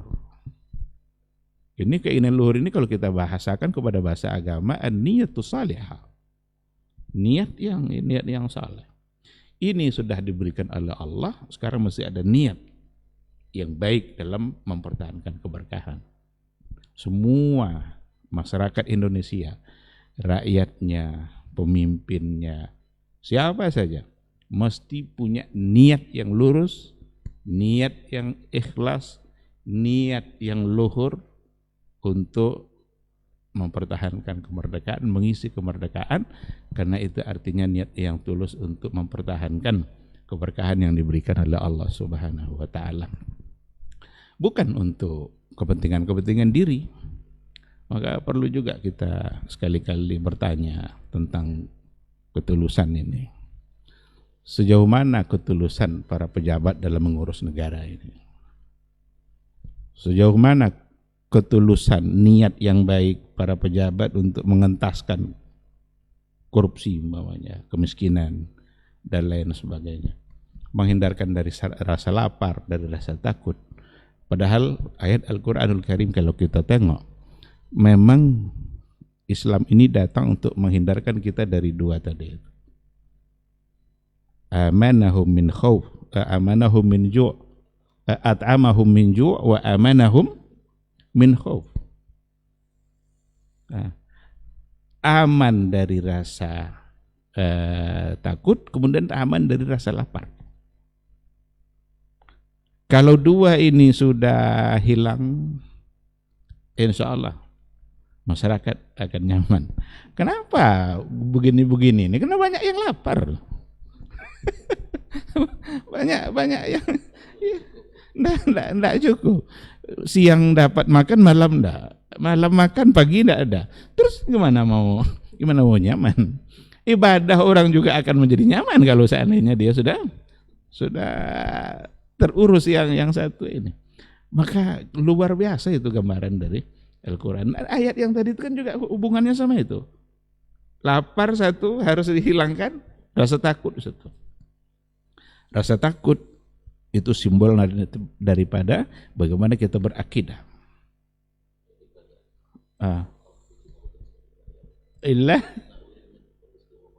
hubungannya. Berarti ibadah dihubungkan nanti dengan soal rezeki. Maka ketika kita bertauhid kepada Allah, jaga keimanan kita baik-baik, hindarkan semua dari bentuk kesyirikan, kita tidak akan ada rasa takut. Bahwa atasan tidak perlu takut sama bawahan. Kenapa kadang naik pangkat aja dipersulit? Karena takut dia nanti bawahan ini cepat naik pangkatnya. Nanti dia pula yang nanti bawahan ini pula nanti jadi atasan dia. Maka setiap bawa berkas kurang ini. Atau tidak ada diselipkan di antara berkas itu. Berarti kan masih lapar dia tuh kan. Ini maka semua yang terjadi sekarang ini udahlah tidak usah kita perpanjang ceritanya. Ini. Tapi intinya orang kalau kita bertauhid maka aman dari rasa takut, aman dari rasa lapar. Kita punya Allah. Kalau orang berbuat syirik pasti akan dihantui oleh ketakutan. Umpama kalau seandainya keselamatan dalam perjalanannya itu gara-gara satu jimat, ternyata setengah perjalanan tinggal jimat, baru sadar kalau jimat tinggal. Ini sepanjang perjalanan dia tidak akan aman, kena jimat tinggal. Bahkan ada yang sengaja pulang hanya untuk ngambil itu, karena khawatir jika tidak diambil dia tidak selamat. Padahal orang yang bertauhid sangat menyadari keselamatan dalam perjalanan diberikan oleh Allah Subhanahu wa ta'ala. Allah yang menentukan keselamatan kita. Kecelakaankah kita? Selamatkah kita sampai? Kita tinggal berdoa. Mulailah perjalanan kita dengan doa. Nabi mengajarkan, mulai dari keluar dari pintu rumah saja. Kita sudah serahkan diri kita kepada Allah. Bismillahirrahmanirrahim. Dengan nama Allah saya bertawakal, berarti tawakal kita kepada Allah. Apapun yang terjadi itu semua adalah kehendak Allah Subhanahu wa ta'ala, dan semua kehendak Allah dalam kehidupan kita pasti baik.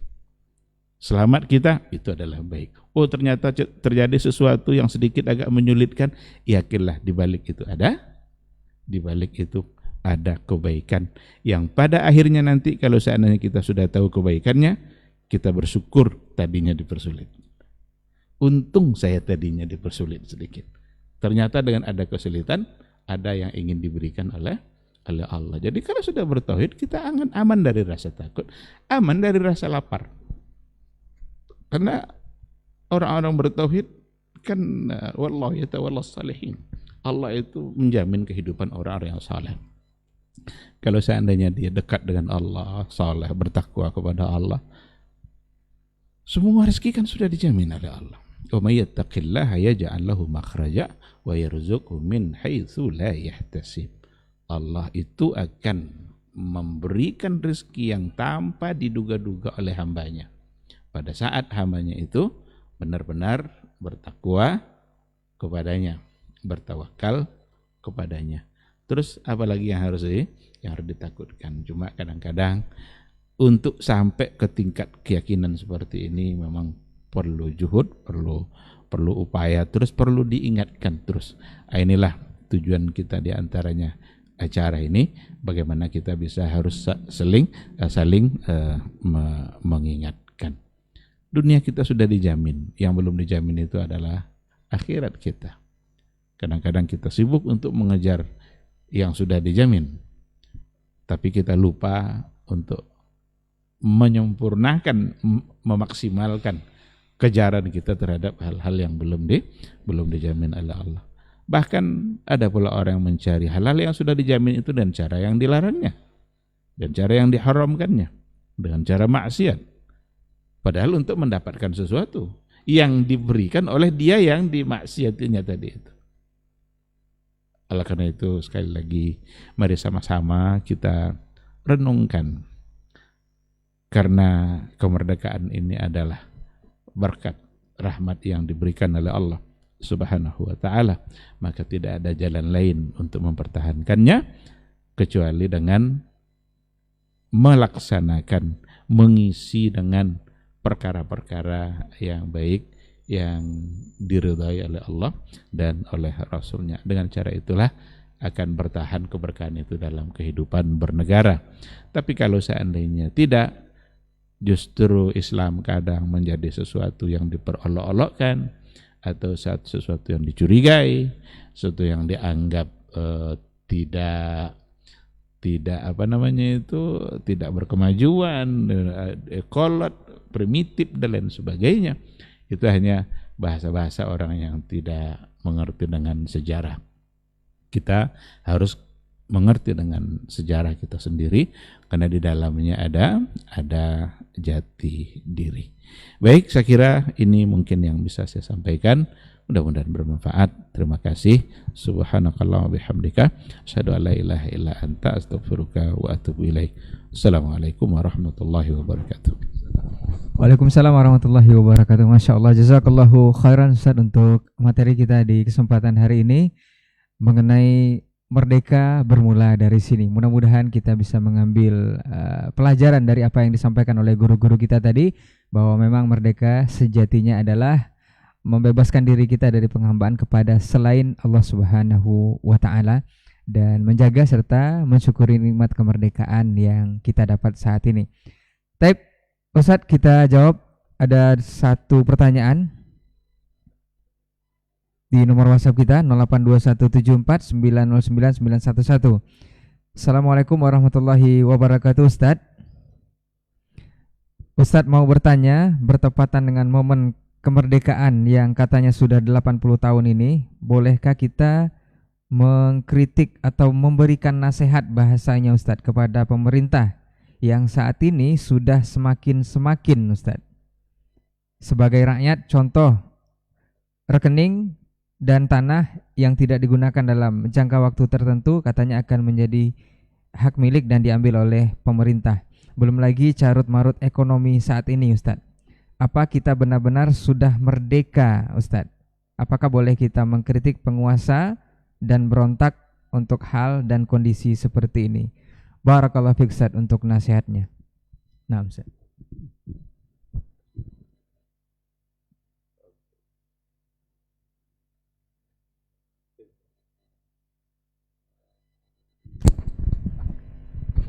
Baik, bismillah, alhamdulillah, wassalatu wassalamu ala rasulillah wa ala alihi wa sahbihi wa mawala.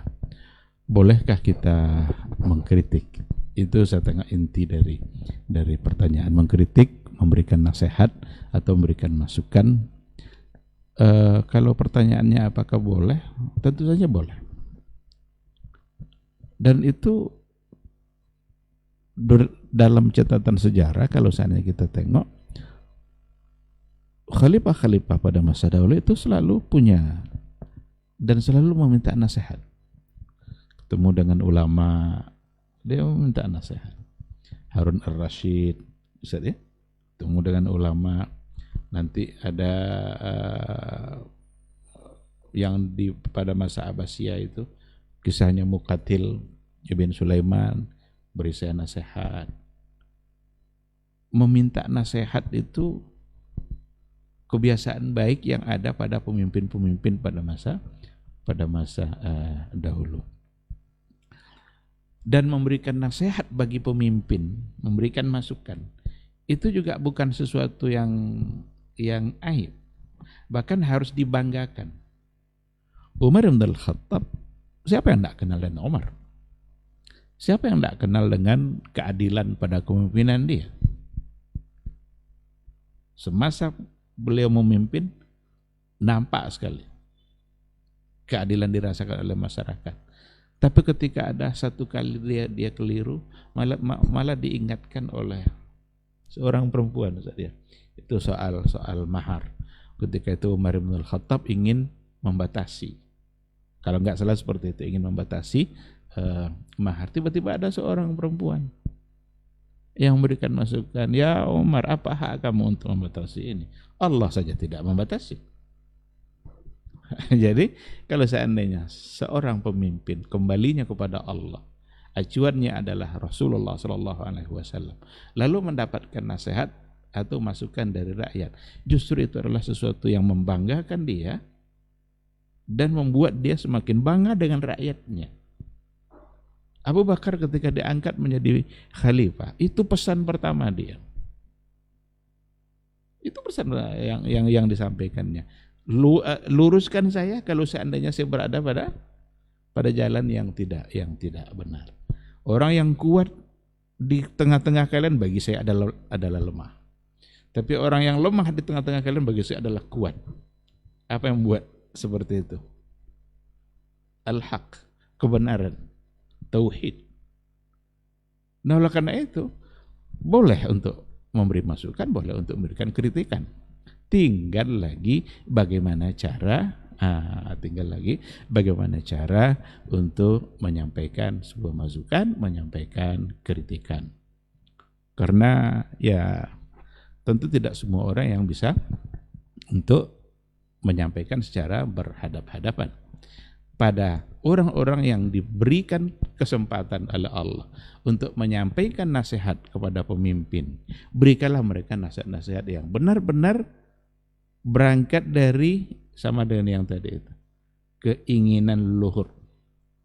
Itu berangkat dari niat yang baik. Jangan memberikan masukan justru yang enak didengarkan oleh pemimpin. Berarti dia memberikan masukan untuk kepentingan diri dia. Dipuji sana, dipuji sini, padahal yang dipuji itu tidak betul. Yang pada akhirnya nanti dia mendapatkan keuntungan dunia dia. Nah, orang-orang yang kalau memang sudah punya kesempatan untuk memberikan masukan itu, maka luruskan niat. Kembalikan kepada Allah. Berikanlah masukan-masukan yang benar-benar untuk kemaslahatan yang akan dirasakan oleh rakyat. Mereka dengar atau tidak dengar itu soal lain. Tapi yang penting masih ada nasihat. Bagi kita yang barangkali atau bagi sebahagian yang tidak berpeluang langsung untuk memberikan nasihat, kita masih memperbanyak doa-doa baik untuk para pemimpin. Semoga hatinya dikuatkan oleh Allah, diberikan kekuatan oleh Allah untuk menegakkan kebenaran, dihilangkan oleh Allah semangat untuk berbuat tidak benar. Karena kadang-kadang ada juga yang mumpung lagi jadi pemimpin, jadi ingin berbuat untuk semaunya. Itu dihilangkan hendaknya oleh Allah. Kalaulah doa rakyat itu didengarkan oleh Allah, tidak ada yang tidak bisa berubah. Ketika Allah memang ingin merubahnya. Jadi memberikan kritikan, memberikan masukan itu pada dasarnya justru menjadi sesuatu yang baik, dan tinggal lagi mengatur cara. Bukan dengan membahasakan dengan bahasa-bahasa yang tidak pantas atau memberikan sesuatu yang tidak mendatangkan solusi. Kita tujuan memberikan masukan apa? Kan agar menjadi solusi. Tapi kalau seandainya itu tidak menjadi solusi, apalagi kalau justru mendatangkan masalah baru, maka tidak usah lakukan. Tinggal memperbanyak doa, biarlah dilakukan oleh mereka-mereka yang berkesempatan untuk menyampaikannya. Cara-cara yang baik itu sangat diperlukan. Wallahu subhanahu wa ta'ala alam.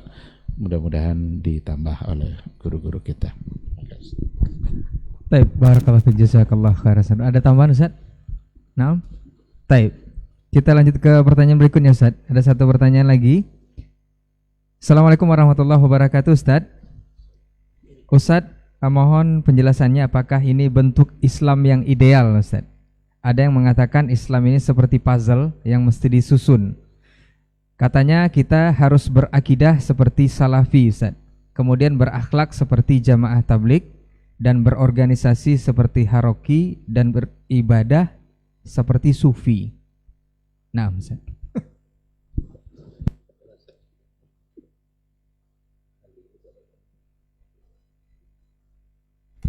Bismillah wassalatu wassalamu ala rasulillah wa ala alihi wa sahbihi wa man walah wa ba'du.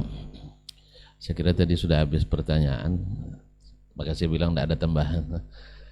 Oleh sebab itu kembali pertanyaan pertama tadi,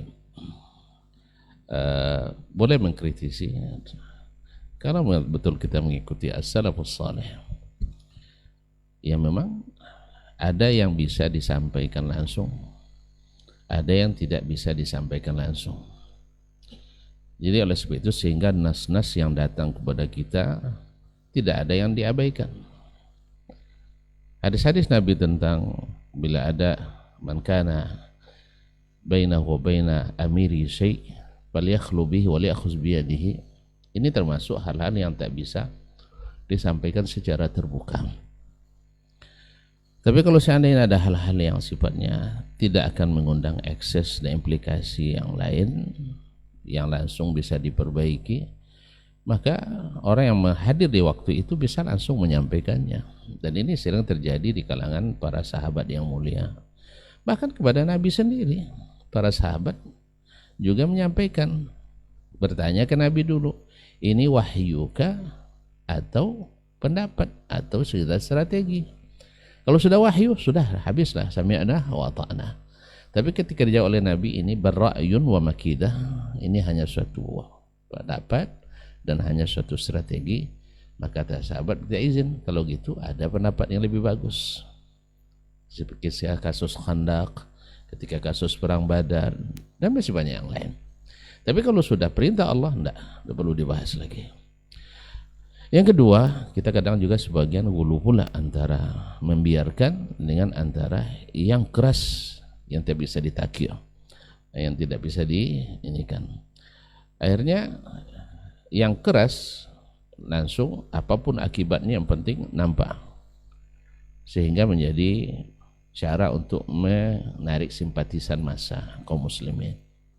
Ujung-ujungnya justru menimbulkan fitnah bagi mereka yang menurut mereka tidak ada mengingkari sama sekali, sehingga dituduhlah para ulama sebagai umala'us salatin. Dan ini yang dijawab oleh Syekh Al-Utsaimin rahimahullah ketika ulama-ulama tidak ada menasihati pemimpin, katanya. Kata beliau, apakah ketika saya sampaikan menasihati pemimpin harus saya umumkan kepada masyarakat? Kalau saya umumkan, apa gunanya saya sampaikan secara rahasia? Kalau harus saya umumkan setiap menasihati, apa gunanya saya sampaikan secara rahasia? Karena ada efek daripada disampaikan kepada umum itu. Kalau misalnya, apalagi di zaman hati akidah orang hari ini banyak yang rusak, kalau diikuti apa yang disampaikan oleh ulama, nanti tertuduh pula datang lagi isu-isu kritikan. Sekarang zaman bebas orang mengkritik dimanapun. Pemerintah mau saja diatur oleh syekh, oleh ulama. Dianggaplah lemah. Dan pemimpin itu sangat lebih tinggi egonya daripada seorang yang berilmu. Ketika dikatakan patuh pada ulama, datang egonya, nanti akhirnya dia membenci ulama setelah itu. Atau sebaliknya, kalau dia tidak menerima nasihat ulama tersebut, kata syekh, nanti orang-orang yang yang tidak suka pada pemimpin itu, dasar tongkol katanya, dasar tidak mau diatur, dasar tidak mau dinasihati, sudah berdaun lidah ulama, nasihatinya tidak juga diikuti. Akhirnya mereka pun membantah dan membangkang pada pemerintah. Jadi ada hal-hal yang bisa disampaikan secara langsung ketika kita hadir, dan ada pula yang wajib untuk tidak disampaikan secara umum. Kemudian kalau ada pada ulama yang kita tidak tahu, maka kita tidak boleh langsung menuduh mereka tidak ikut menasihati. Karena ini juga jadi fitnah luar biasa di kalangan orang-orang yang semangat tinggi. Ya, dia suka ulama itu orator semua. Ulama tidak semuanya orator. Sebagaimana ulama tidak usah. Ada ulama yang jago ngajar, ada ulama yang jago khutbah. Jadi tidak bisa semuanya dilakoni olehnya. Ada yang pemberani, ada juga yang tidak pemberani. Ada yang lancar kita berbicara dengan orang-orang tertentu, ada yang tidak. Maka uzur mereka ini kan sifatnya fardu kifayah, kecuali dia hadir di waktu terjadi pelanggaran itu. Oleh sebab itu kita wajib berbaik sangka kepada para ulama kita. Wajib berbaik sangka kepada ulama kita. Yang kedua, kalau sudah dilaksanakan oleh yang lain, tentu gugur dari yang lain pula. Wabillahi taufik. Nah, kembali kepada permasalahan atau soalan yang kedua, kenapa tidak seperti main puzzle saja? Dia berakidah seperti salafi, kemudian beribadah seperti atau berakhlak seperti jamaah tabligh, kemudian berorganisasi seperti Ikhwanul Muslimin atau Sururiyin, atau kemudian beribadah seperti orang sufi. Ini seolah-olah agama itu belum selesai. Sama juga dengan orang yang mengatakan kalau nak jadi ahli sunnah di Indonesia, mazhab fikihnya Syafi'i, akidahnya Asy'ari, tasawufnya Ghazali dan Junaid al-Baghdadi, kemudian tarekatnya Naqsyabandi.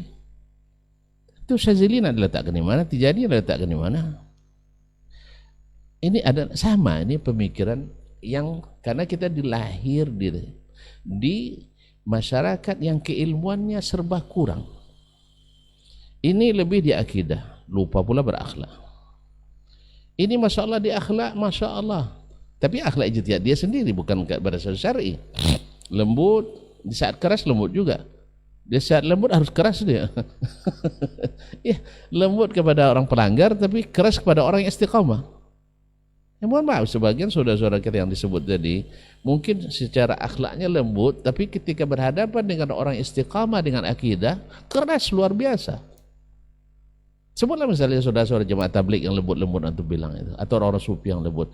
Tapi berhadapan dengan orang salafi bisa dia duduk. Dia akan keras. Jadi ini adalah permainan-permainan syaitan untuk memecah belah kita. Makanya kaum muslimin tidak benar kalau kita di sini ini tidak. Tapi yang benar adalah berakidahlah seperti Nabi, berakhlaklah seperti Nabi, beribadahlah seperti Nabi, bermuamalahlah seperti Nabi alaihissalatu wassalam. Nah, kalau seandainya di salafi punya kelebihan akidah, ambil yang di situ.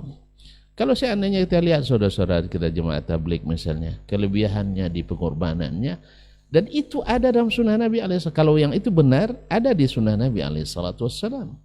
Kalau seandainya di tanzim, di organisasi pengaturan, itu ada di sunnah Nabi alaihissalatu wassalam. Nabi itu seorang ahli strategi, belajar dari sirah Nabi alaihissalatu wassalam, ada semuanya. Bagaimana Nabi alaihissalatu wassalam mengatur ekonomi, bagaimana Nabi mengatur pasar, bagaimana Nabi alaihissalatu wassalam mengatur pasukan, bagaimana Nabi alaihissalatu wassalam mengatur waktu dan sebagainya. Subhanallah, pasti lebih hebat dari semua itu. Jadi kebaikan yang ada pada mereka ada dalam sunnah Nabi, tapi tidak semua yang ada dalam sunnah Nabi ada dalam keunturan mereka. Oleh sebab itu, maka supaya tidak berkotak-kotak seperti ini, nanti yang lain tak tersebut. Kan baru 4 yang tersebut tadi, yang lain mereka mana kan? Jadi para pemikir liberal nanti protes dia. Untuk kebebasan berpikir ikut siapa? Jadi panjang ceritanya. Oleh sebab itu, ini tidak benar. Kita bukan sedang main puzzle ini. Islam itu sudah jelas, taraktukum alal baydah, lailuha kanahariha, la yazighu anha illa halik.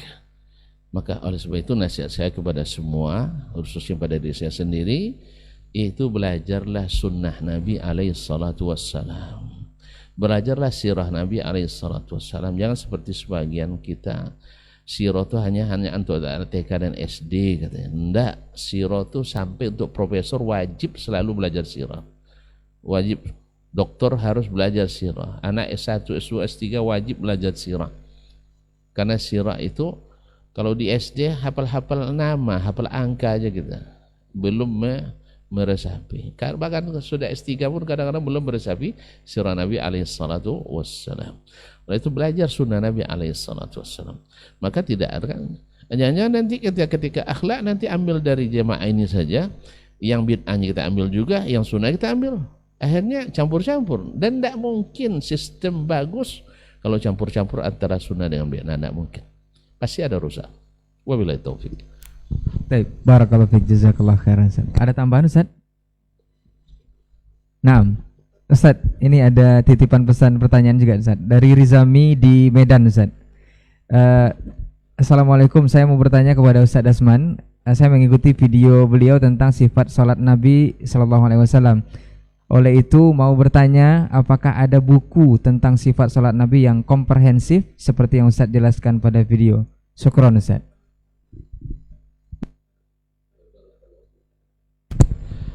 Sebenarnya kalau buku tentang sifat salat Nabi sudah banyak ditulis oleh para ulama, baik secara independen tersendiri ataupun secara dimasukkan dalam bab-bab hadis atau dalam bab-bab fikih. Tapi yang secara memas, komprehensif bahasanya tadi, yang mendatangkan atau mentakhrij, menghukum semua dalil-dalil yang berkaitan dengan salat Nabi, terlepas daripada ijtihad dalam memahami atau perbedaan memahami, terus terang saya tidak menemukan selengkap yang ditulis oleh Syekh Al-Albani rahimahullah. Ini yang saya temukan. Ya, Abu Syama ad-Dimashqi juga menulis, Ibnu Katsir menulis secara sendiri, dan juga Ibnu Abdul Bar dan lain-lain. Tetapi yang selengkap ya mengumpulkan ya hampir semua, ya saya tahu semualah tentang dalil-dalil yang berkaitan dengan sifat salat Nabi. Yang lengkap seperti itu adalah yang ditulis oleh Syekh Muhammad Nasruddin Al-Albani rahimahullah. Ini maksud saya yang usulnya, bukan mukhtasarnya, karena usulnya ada 3 jilid, lengkap dengan takhrijnya, lengkap dengan ikhtilaful ulama di dalamnya, 3 jilid. Dan kita ini Masya Allah mahal tapi laris ya. Kita Syekh Al-Albani rahimahullah, orang bilang Syekh tidak faqih, tidak ahli hadis, tidak ada masalah, sebab yang lawan beli juga, yang kawan beli juga, bukunya dibeli di mana-mana. Dan ingat saya waktu Ma'ridul Kutub di Madinah, kitab beliau selalu yang pertama habis ya. Ya, orang-orang yang cari kelemahan beliau beli juga kitab itu, berarti penting. Jadi kalau ada yang bilang Syekh tidak ahli hadis, tidak ahli fikih, kenapa para fuqaha yang tidak sepakat dengan beliau beli juga kitabnya? Berarti penting. Kalau buku saya kan tidak dibeli orang karena tidak penting. Jadi ibarat petinju, kalau seandainya lawannya tidak penting, dia tidak mau saksikan videonya, tidak tahu, tidak mau pelajari strateginya. Tapi kalau dia lihat videonya, serius dia menontonnya, pasti ini penting. Jadi sekeras apapun mereka mengatakan Syekh Albani tidak ahli hadis, bukan muhaddis, bukan ahli fikih, bukan ahli ilmu, itu hanya omong kosong saja. Sebab buktinya mereka selalu mengikuti, membaca, meneliti, mencari-cari di mana kelemahan Syekh Al-Albani rahimahullah ta'ala. Ala kulli hal, jadi seperti orang yang nak menutup matahari dengan kedua tangannya, kalau terlalu dekat terbakar tangannya, terlalu jauh tidak mungkin ditutupi. Maka kanatihin sahratan yawman liyuhinaha falam yadir ghaira qarnihil wa'ilu, seperti kambing gunung yang nak menanduk batu besar untuk digulingkan, tapi yang patah tanduknya sendiri. Oleh sebab itu, akuilah, tapi saya berbeda dengannya, itu wajar. Tapi antum katakan dia tidak tahu apa-apa, ya bukti, saksi tidak mendukung antum. Wabillahi taufik. Baik, jazakallahu khairan untuk jawaban dan juga nasihatnya sekaligus, dan jazakumullah khairan juga untuk Pak Rizami di Medan ya, untuk waktunya kepada Radio Rabbani 91,1 FM, dan untuk antum yang juga sudah mendonasikan sebagian hartanya kepada Radio Rabbani 91,1 FM melalui nomor rekening 451-123-911-9111. Mudah-mudahan apa yang diinfakkan dan didonasikan ini bisa menjadi amal jariah dan dibalasi oleh Allah Subhanahu wa taala dengan ganda yang berlipat ganda. Dan kita masih membuka untuk antum yang ingin terus berbuat kebaikan melalui donasi di rekening yang sama. Kita ucapkan jazakumullah khairan untuk Ustadz atas waktu dan juga ilmunya. Semoga di kesempatan berikutnya kita bisa bersama kembali dengan tema-tema yang berbeda. Mudah-mudahan apa yang disampaikan dan kita bahas untuk hari ini menjadi pelajaran untuk kita bersama dan guna diterapkan dalam kehidupan sehari-hari. Kita tutup dengan doa kafaratul majelis. Subhanakallahumma wa bihamdika asyhadu an la ilaha illa anta astaghfiruka wa atubu ilaik. Wassalamualaikum warahmatullahi wabarakatuh.